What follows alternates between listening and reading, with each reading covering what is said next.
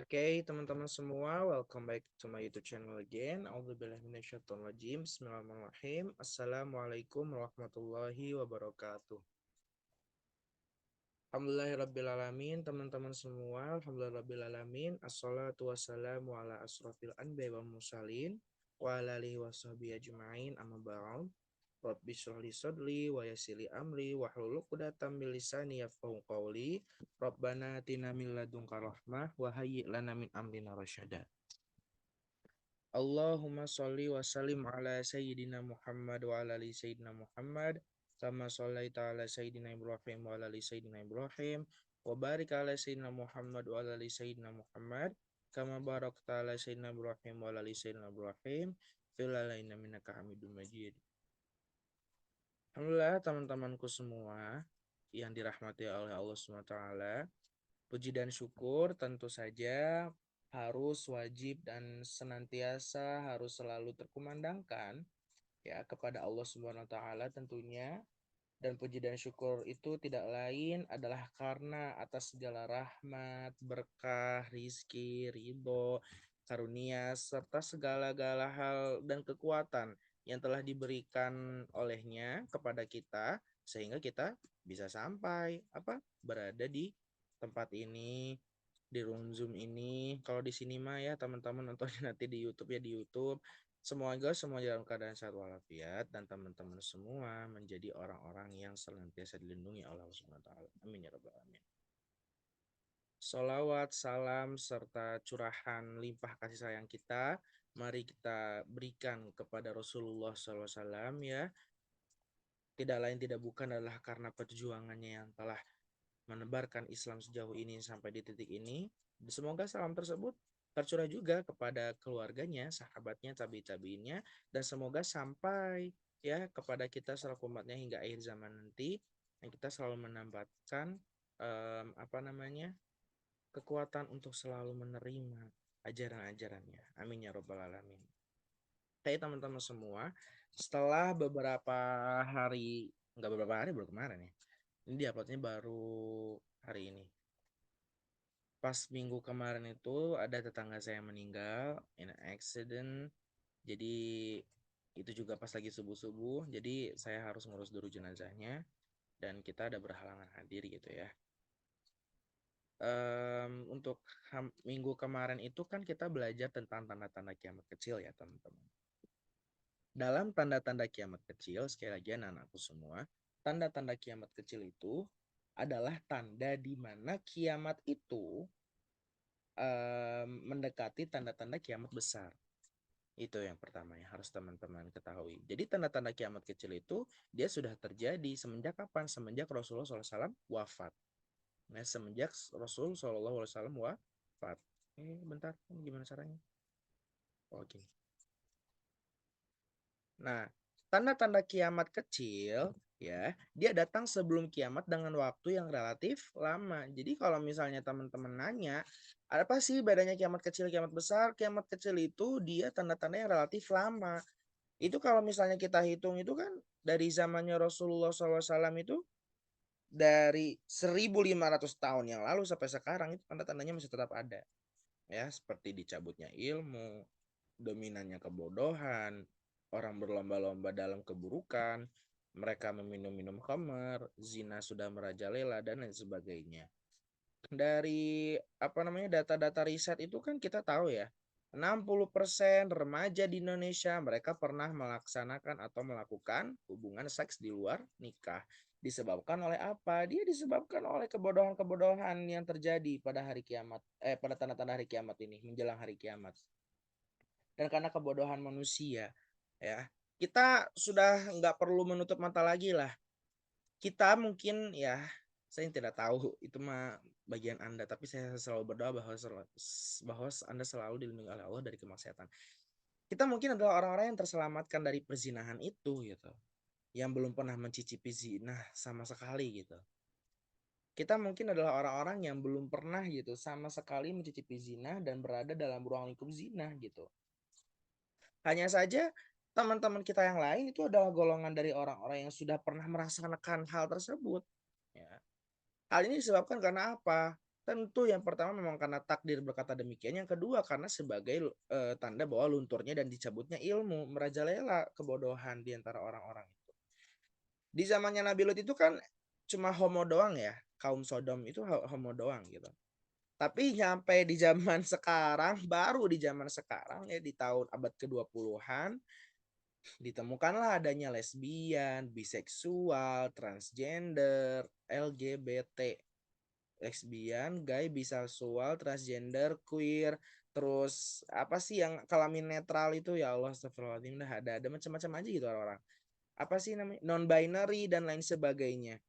Itu salah satu bentuk bahwasannya memang zaman ini zaman makin bodoh. Ya, ini sangat-sangat makin bodoh teman-teman semua. Dilihat dari bagaimana perkembangan zaman yang muncul, dan perkembangan zaman itu bukannya menggiring manusia kepada kebenaran tapi pada kebodohan. Teknologi itu justru memundurkan pemikiran manusia, teman-teman semua. Ya. Sedangkan kalau kita lihat tanda kiamat kecil itu tadi waktunya lama. Kita itu sudah 1.500 tahun teman-teman semua. Dan Rasulullah SAW bilang umur umat Islam itu Muslim ya, Muslim semenjak lahir Rasul itu tidak lebih dari 1.500 tahun. Hitung saja dari tahun Hijriah sekarang sudah 1444 Hijriah. Berarti tinggal nyisa 66 tahun. 36 tahun malah. Iya nggak sih? Iya, tinggalnya 36 tahun lagi. Kira-kira 36 tahun lagi Mas Ui masih di umur 50-an. Faris mungkin masih di umur 50-an juga, sama, harus cuma beda setahun doang sama saya. Fawas juga sama di 50-an, Faiza di umur 40-an. Itu masih umur-umur prima di mana orang-orang masih hidup di umur-umur segitu. Itu baru mendekati apa namanya? Tanda-tanda kiamat besarnya saja pasti kelewatan kalau misalnya umurnya sampai gitu ya. Oleh karena itu Allah Subhanahu wa taala itu menyisipkan dan menyiapkan orang-orang untuk beriman kepada Allah tidak lain tidak bukan adalah untuk mempersiapkan hari kiamat. Ya tidaklah hari kiamat itu datang ya teman-teman semua kecuali untuk memberikan peringatan kepada manusia. Nih ada yang benernya seperti ini, yang salahnya seperti ini. Ya, Allah itu maunya Anda tuh seperti itu, tahu begitu. Sedangkan tanda kiamat besar, sekali lagi, dia adalah perkara yang besar mendekati hari kiamat, benar-benar mau kiamat gitu.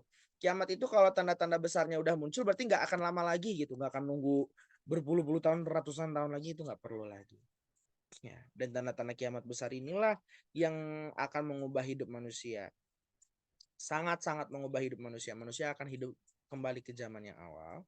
Ya, dan manusia pada saat itu akan kembali seperti zamannya Rasul dulu. Ya, tidak ada teknologi. Ya. Mas Wi jelasin dulu ya tentang tanda-tanda kiamat kecil sedikit lagi. Tanda kiamat kecil itu dibagi menjadi dua. Ya, ingat ada dua tanda kiamat kecil. Dia ada yang muncul dan sudah selesai gitu ya. Dan dia ada juga yang muncul tapi belum selesai, justru semakin bertambah. Jadi nggak beres-beres. Tanda kiamat kecil yang sudah muncul dan selesai apa?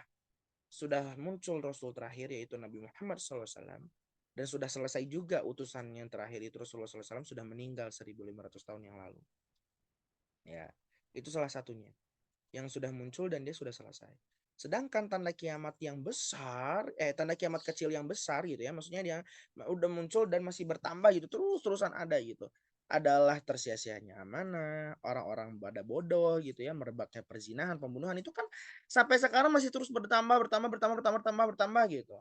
Dulu tuh orang berzina nggak tahu semuanya berzina gitu. Sekarang tuh kita sampai saya itu kerja di yayasan untuk meneliti psikologis anak, teman-teman semua, rata-rata kasus pelecehan seksual itu terjadi di bawah umur, di bawah 17 tahun, teman-teman.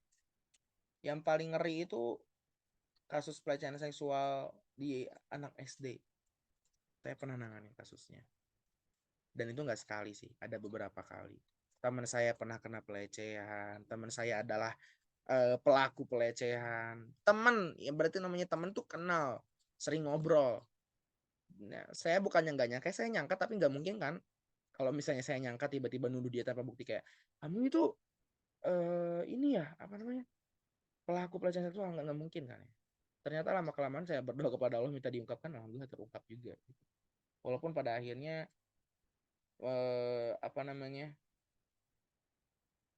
pengadilan atau cara mengadili dia itu tidak sebanding dengan apa yang dia lakukan. Kan membawa ranah ke kantor polisi itu susah ya teman-teman. Gitu. Jadi ranah kekeluargaan aja terus isinya gitu ya. Nah, tanda-tanda kiamat kecil itu ya, dia ada yang sudah beres terjadi tanda-tandanya, berarti itu tuh sudah beres tanda-tandanya, tidak akan lama lagi bahwasanya tanda-tanda kiamat besar itu akan muncul. Ada juga yang masih berjalan dan makin bertambah perzinahan, tadi orang mabuk-mabukan dan lain sebagainya. Ya. Kita kemarin sudah membahas tentang tanda-tanda kiamat kecil, sekarang kita bahas tentang tanda-tanda kiamat yang besar gitu ya. Ini adalah tanda-tanda kiamat di mana Allah Subhanahu wa taala itu akan menurunkan kiamat tidak lama setelah tanda-tanda itu. Teman-teman, matahari terbit dari barat itu bukan hari kiamat, bukan. Jangan salah. Matahari terbit dari barat itu ya, dia apa namanya bukan pertanda bahwa apa namanya bahwa hari kiamat itu datang pas matahari terbit dari barat. Bukan, itu baru tanda-tandanya. Itu tuh berarti setelah matahari terbit dari sebelah barat, dia teh berarti bentar lagi mau kiamat gitu. Bukan hari kiamatnya, bukan. Justru hari kiamatnya itu harus melewati tanda-tanda besar yang ada di sana. Ya harus, ya harus sekali. Makanya teman-teman semua diberikan kesempatan untuk hidup itu adalah untuk mempersiapkan hari kiamat ini. Karena hari kiamat itu terjadi 2 kali. Yang pertama yang ini yang entah kita bakal mengalami atau tidak gitu ya. Ini pasti akan terjadi untuk membunuh semua makhluk hidup. Untuk mencabut nyawa seluruh makhluk hidup. Tandanya berarti semua makhluk hidup pasti mati. Ya, kullu nafsin dha'iqatul maut. Ada yang mautnya sebelum hari kiamat, ada yang pas hari kiamat itu mati, bahkan mikrobas kecil, kuman, bakteri, virus dan lain sebagainya gitu ya, atom, DLL, DSB itu pasti akan mati teman-teman semua. Ya, kiamat pertama itu untuk membunuh semua makhluk hidup, untuk menghancurkan seluruh muka bumi ini. Dan bumi ini nggak akan hancur semua, justru bumi ini nanti bakal di-create lagi, bakal dibentuk ulang lagi menjadi padang mahsyar nanti. Nah, sedangkan yang kita persiapkan ini, yang paling dipersiapkan itu adalah hari kiamat, adalah untuk hari kiamat yang kedua, alias trompet sangkakala yang kedua. Di trompet sangkakala yang kedua ini, anak-anakku semua, dia akan apa namanya? Meluluh lantahkan seluruh manusia, kemudian membangkitkan manusia dari alam kuburnya. Jadi dari kematian semenjak kiamat pertama, kiamat yang kedua ini akan menghidupkan manusia, dan disitulah tempat manusia tidak bisa berbuat amal ibadah lagi. Ya, tidak bisa berbuat seperti di dunia lagi. Mereka tidak makan, mereka tidak minum, mereka menunggu datangnya hisab. Nah, di mana di padang mahsyar. Nah, inilah kehidupan kedua kita yang kekal abadi, karena setelah kiamat besar ini kita nggak akan mati lagi. Nggak akan. Tahap yang pertama, orang-orang itu nanti nunggu di padang mahsyar, kemudian yaumul hisab, terus yaumuddin, yaumul ba'ats, yaumul apa lagi ya, saya lupa, pokoknya sampai seterusnya, sampai nanti baru ditentukan antara surga dan nerakanya di mana. Agak agak serem ya, tapi harus dan wajib tentu saja kita pelajari. Nah, sebentar saya akan buka PPT-nya dulu ya anak-anakku semua.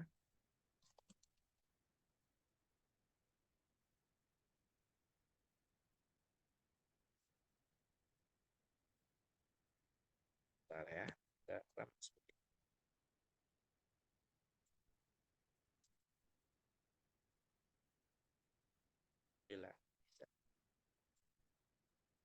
Nah, kita akan bahas tentang tanda-tanda kiamat besar ya.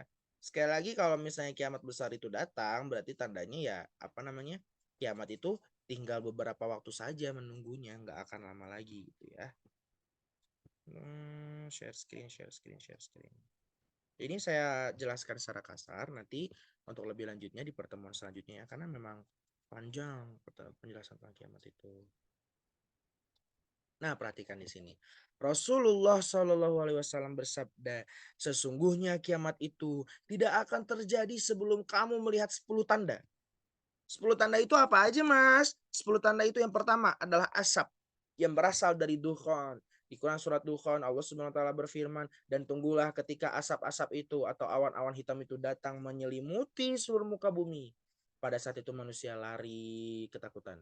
Karena pada saat itu di asap awan dukhan ini Allah Subhanahu wa taala itu menutup bumi dengan asap ya. Kemudian Allah Subhanahu wa taala menjadikan asap itu sebagai bentuk apa namanya ya? Cobaan bagi manusia. Yang pertama teknologi itu akan hancur. Nah di zaman inilah, di tahap inilah seluruh teknologi itu akan hancur. Besi-besi itu akan melumat sehingga manusia tidak punya teknologi lagi pada saat itu. Ya, ada yang bilang, bukan ada yang bilang sih, memang NASA itu memprediksi akan ada satu meteor yang lewat, cuma ngelewat doang ke bumi.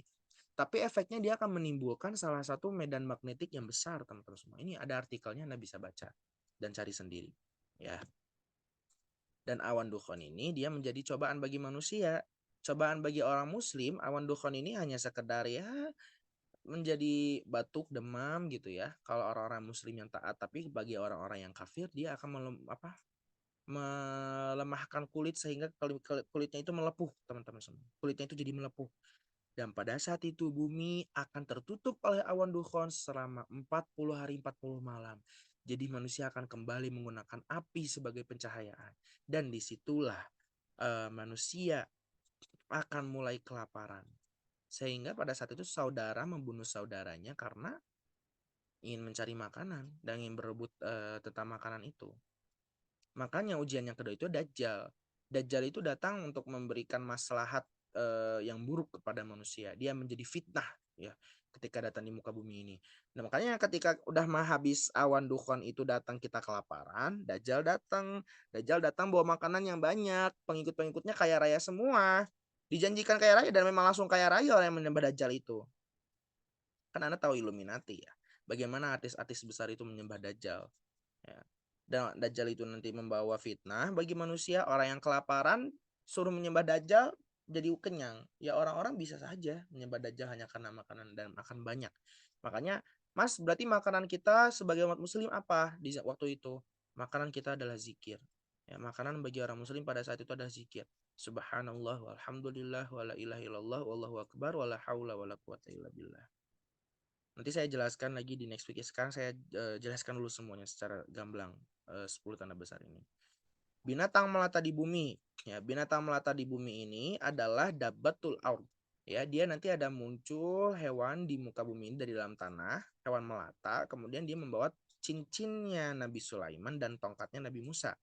Ya, masih saya berusaha untuk mengingat-ingat ya, karena memang pelajaran hari kiamat itu luas sekali. Ya, nah, binatang di muka bumi ini nanti dia dengan tongkatnya Nabi Sulaiman dia akan memberikan tanda bagi orang kafir nanti di dahinya di kepalanya itu hitam legam sehingga orang-orang di pasar itu nanti ngomong, "Hai orang kafir, berapakah harga terong?" gitu ya.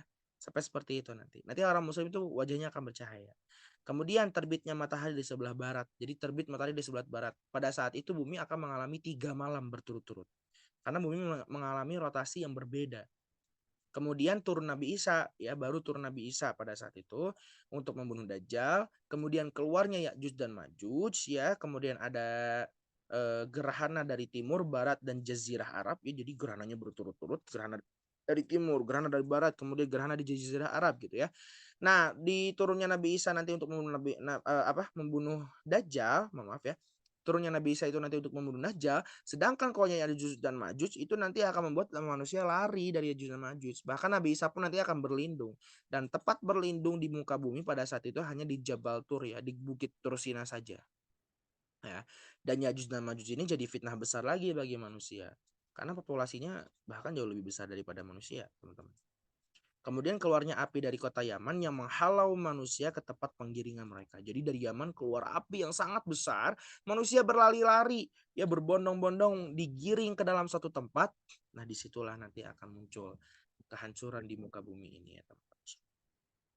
Nah, tanda-tanda kiamat ini tidak lain tidak bukan ini adalah disebabkan oleh takdir Allah yang sudah ditentukan tentu saja dan Allah ingin memperingati manusia agar mempersiapkan hari kiamat ini. Karena taubat taubat itu terakhir kalinya akan diterima adalah setelah Dajjal muncul. Atau beberapa riwayat itu yang memastikan taubat itu terakhir diterima itu adalah ketika matahari terbit dari barat. Di situ nggak ada lagi orang-orang yang boleh bertaubat. Boleh bertaubat sok aja tapi nggak akan diterima sama Allah Subhanahu wa taala.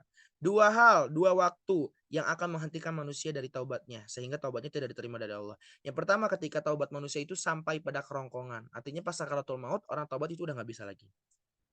Kemudian adalah ketika Dajjal datang atau ketika matahari terbit dari sebelah barat.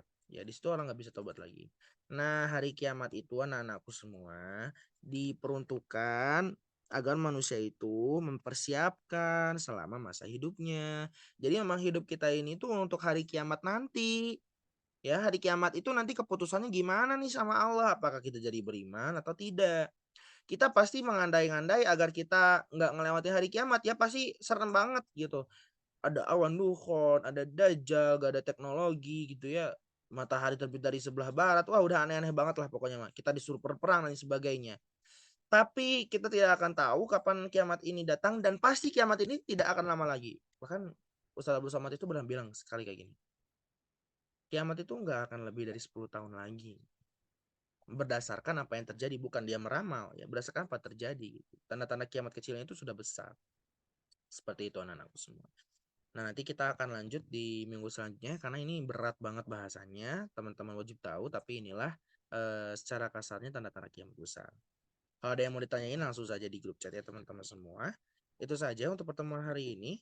Nanti kita akan bahas tentang 10 tanda besar ini dan bagaimana cara menghalaunya. Kemudian hari setelah hari kiamat itu ada apa aja. Oke, kalau nggak ada yang mau ditanyain anak-anakku semua, kita tutup pertemuan pada seni hari ini ya dengan dan istighfar 3 kali saya mohon dosa-dosa kita. Astagfirullahaladzim, astagfirullahaladzim, astagfirullahaladzim. Kemudian doa kifatul majlis, subhanakallahumma bihamdika, syadu ala ila anta astaghfiruka wa atubu dan dengan hamdalah tentu saja. Alhamdulillah rabbil alamin. Sekian dari Mas Uyan anak aku semua. Jangan lupa ditonton sampai akhir dan semoga teman-teman selalu terlindungi dari godaan setan tertutup. Sekian dari saya, wabillahi taufiq wal hidayah. Assalamualaikum warahmatullahi wabarakatuh. See you next week.